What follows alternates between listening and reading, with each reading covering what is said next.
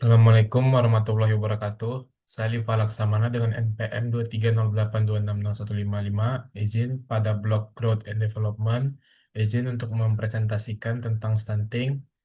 Yang pertama, definisi stunting adalah gangguan pertumbuhan linear kronis yang ditandai tinggi badan menurut umur lebih rendah dari normal.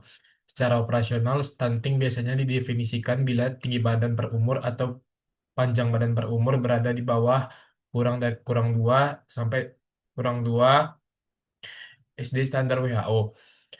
Kondisi ini mencerminkan kekurangan gizi kronis, infeksi berulang, dan atau faktor lingkungan yang menghambat pertumbuhan.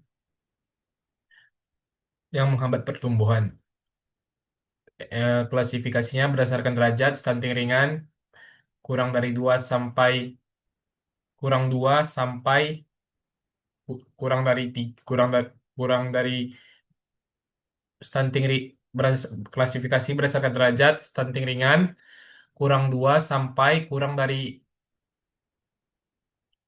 berdasarkan derajat stunting ringan -2 sampai kurang dari -3, stunting berat kurang dari -3. Berdasarkan waktu kejadian, early stunting terjadi terutama pada 1000 hari pertama kelahiran. Late stunting dapat berlanjut atau tampak lebih jelas setelah usia balita.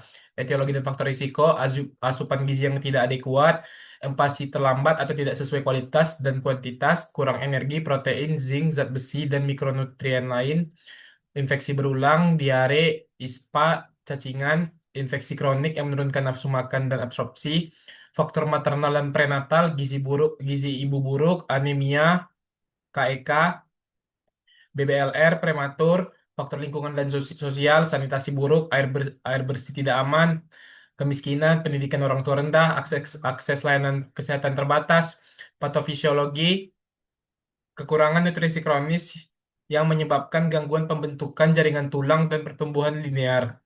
Infeksi berulang memicu inflamasi kronis yang mengganggu hormon pertumbuhan dan metabolisme. Disfungsi usus dan penyerapan nutrisi yang buruk memperberat defisit zat gizi. Akhirnya terjadi hambatan pertumbuhan fisik, maturasi organ, dan perkembangan kognitif. Manifestasi klinis, tinggi badan lebih pendek dibanding anak seusianya. Pertumbuhan melambat, berat badan sering ikut rendah, proporsi tubuh tampak kecil, sering disertai lemak dan massa otot rendah. Pada kasus tertentu dapat disertai keterlambatan perkembangan motorik dan kognitif. Anamnesis, riwayat pertumbuhan sejak lahir, riwayat asupan makan pada empasi dan pemberian ASI, riwayat penyakit berulang terutama diare dan infeksi saluran napas, riwayat kehamilan dan persalinan termasuk BBLR atau prematur, kondisi sosial keluarga, sanitasi dan akses makanan, pemeriksaan fisik, ukur tinggi atau panjang badan, berat badan, dan bandingkan dengan kurva pertumbuhan, nilai proporsi tubuh, status gizi, dan tanda defisiensi mikronutrien, cari tanda infeksi kronik atau penyakit penyerta, evaluasi perkembangan anak sesuai usia, pemeriksaan penunjang, antropometri serial sebagai pemeriksaan utama. Bila dicurigai penyebab lain, pertimbangkan darah lengkap, evaluasi anemia dan defisiensi zat besi, pemeriksaan feses bila ada dugaan infeksi atau parasit, pemeriksaan fungsi organ sesuai indikasi klinis. Kemudian pemeriksaan penunjang dilakukan selektif, bukan rutin pada semua kasus. Tata laksana, perbaikan asupan gizi, diet adekuat energi, protein dan mikronutrien, konseling empasi sesuai usia, tata laksana penyakit penyerta, obati infeksi, anemia, atau cacingan bila ada, intervensi keluarga dan lingkungan, edukasi pola makan, sanitasi, kebersihan, dan pemantauan berkala, evaluasi pertumbuhan dan perkembangan, komplikasi dan prognosis, komplikasi, keterlambatan perkembangan kognitif dan motorik, resiko prestasi belajar lebih rendah, risiko penyakit metabolik, meningkatnya risiko penyakit metabolik, prognosis lebih baik bila dideteksi dan ditangani dini, terutama sebelum usia 2 tahun.